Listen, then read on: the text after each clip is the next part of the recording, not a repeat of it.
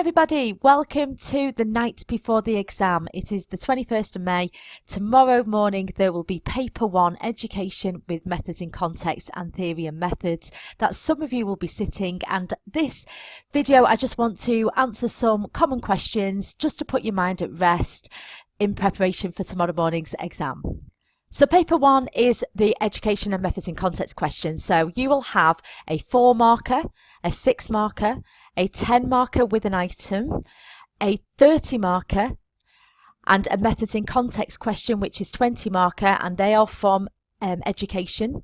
And then you will have question number 6 will be a theory and methods question to finish off as a 10 marker. This is a common question, so please make sure that we are not assuming that because something was on last year's paper that that topic won't be on again. You can repeat questions, well, not repeat questions, but definitely repeat topics. We have seen that. So if we looked at 2017, gender was the 6 marker, and then 2018, gender was the 6 marker again. So there is no reason why topics cannot be repeated. So be prepared for every eventuality. On paper 1, can I bullet point my answer for the 4 mark and 6 mark question?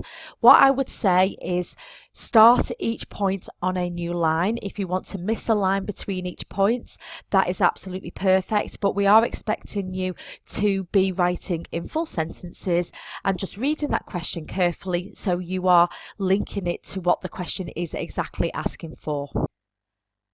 On the 10 mark question with the item, can you use the item anywhere in your answer?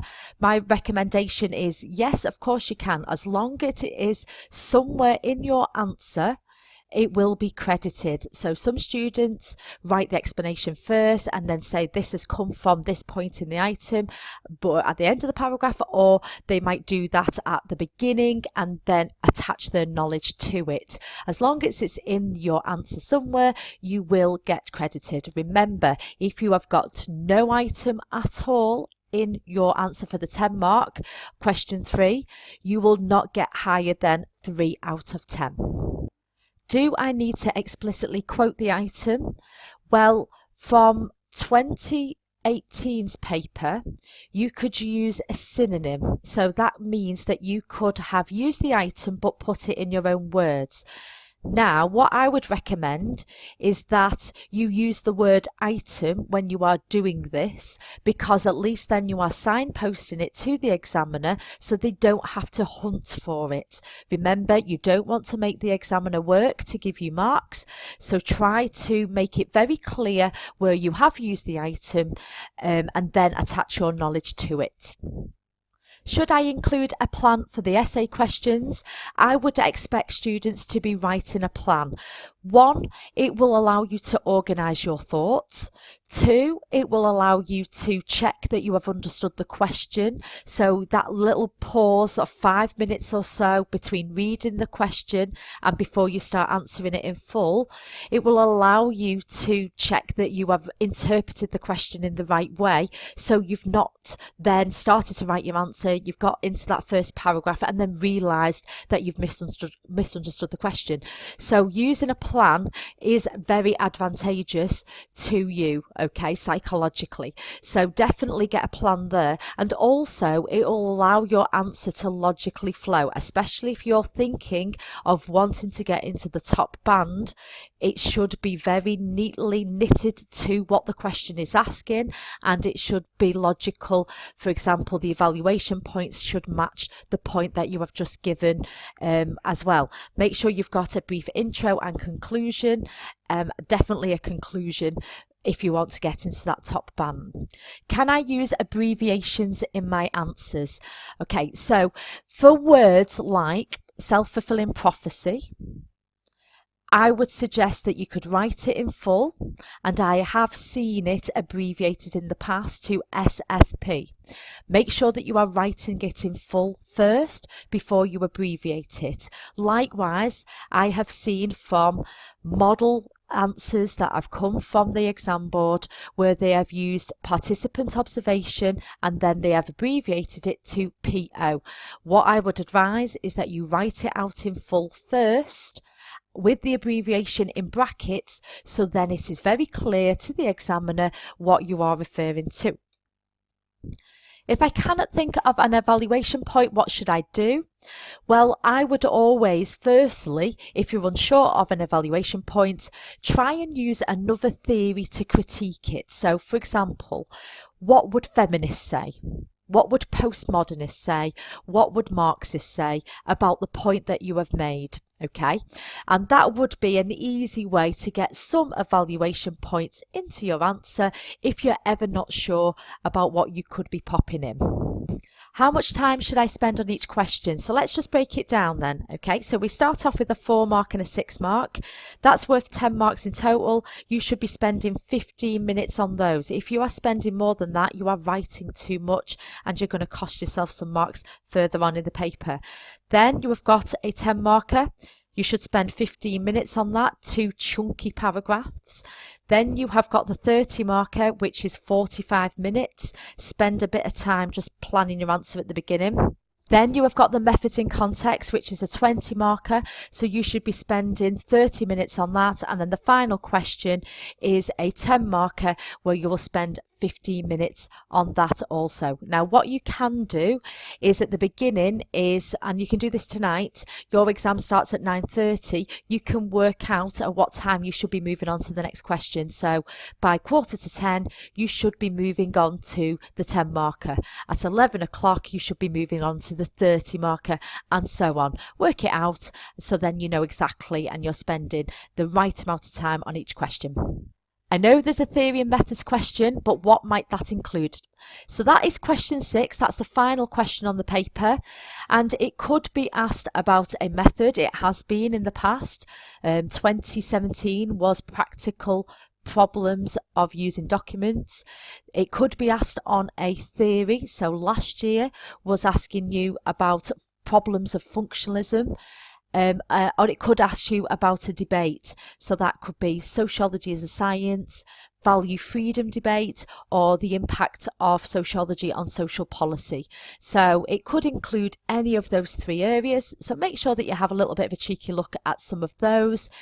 Some nice summaries are on the Sociology Guys website. So have a check out on that if you want to some summaries on some of those debates. Have a look at those. Is there any evaluation marks, or are there any evaluation marks for the 10 mark outline and explain? There is no explicit evaluation marks on a 10 mark outline and explain. That is the last question, question 6. The AO3 that you get for that question for an outline and explain is analysis. So make sure that you are going into detail, linking it to other factors or other reasons will get you analysis marks. That way you can critically analyse as well to get those marks. Do you have any tips for the methods in context? What I would suggest for the methods in context is that you have got to get a balancing act right, because you've got to show good strengths and weaknesses of the method, but you've got to apply it to the method, the context in the question. And what I would suggest that you do is think of the characteristics of the people who are affected by that context. So for example, last year was asking you about truancy or self-exclusion, and think about the people who are more likely to self-exclude. What are they like? Are they getting up to no good? Are they misbehaving? So then what problems arise because of doing that? So I would suggest that you try to think of the characteristics of the people. What barriers do they pose? And then why does that make studying that context a little bit of a problem? The 24 hours before the exam, well, some people like to put a big burst of study, some prefer to relax. You need to find out what works for you and follow that, but make sure that you are getting a good rest the night before. Imagine that you are an athlete. Athletes rest and recover. Your brain is like a muscle that also needs rest and recovery as well. You might find that after the exam as well that you are going to be feeling quite tired tired, quite fatigued, you might get a bit of a tension headache, please make sure that you relax, refocus, and then get back on it. But in the morning, follow your usual routine. Don't get flustered. If it suits you to be away from other people, that's absolutely fine. Other people like to talk to each other before the exam also. So do I have any final advice? I would suggest that when you get in there, get yourself into your zone and open that exam paper when you're allowed to. And don't panic if you look at that first question and you go, oh, hang on a minute, this is tricky. This is worded in a way that I wasn't expecting. Don't panic about it. You might want to get, your initial ideas down, but if you find it better for you, move on to the next question. Answer the ones that you can answer fully and go back to it. What you might find is on those questions that are a bit trickier, that answering another question might just stimulate your thinking, and when you look back at it with fresh eyes later on in the exam, you might find that you can answer it a little bit easier then. Okay, you don't have to answer the questions in the order that they are given. It is entirely up to you. Remember, this is your exam, so take ownership of it. You're in charge, and it is your time to shine. Show us how wonderful that you are. You have spent 2 years preparing for this, and show off your knowledge, show that you can interpret the question correctly, and really try to impress everybody about what you know. Okay, so in answer to that, massive thank you for listening. If you do have any questions, I will try and answer some tonight, but I do an evening class on a Tuesday night, so I might not get anything back out to people this evening. But as always, massive thank you for watching. There will be more videos in the run up to paper 2 and paper 3. So of course, keep messaging me as well, and keep commenting and click like if you like what you have heard. And by all means, use the comment section below if you've got any tips or any questions. Post them on there as well if you want to start answering each other's questions. That will be good as well. But massive thank you, and I shall see you again soon. Bye.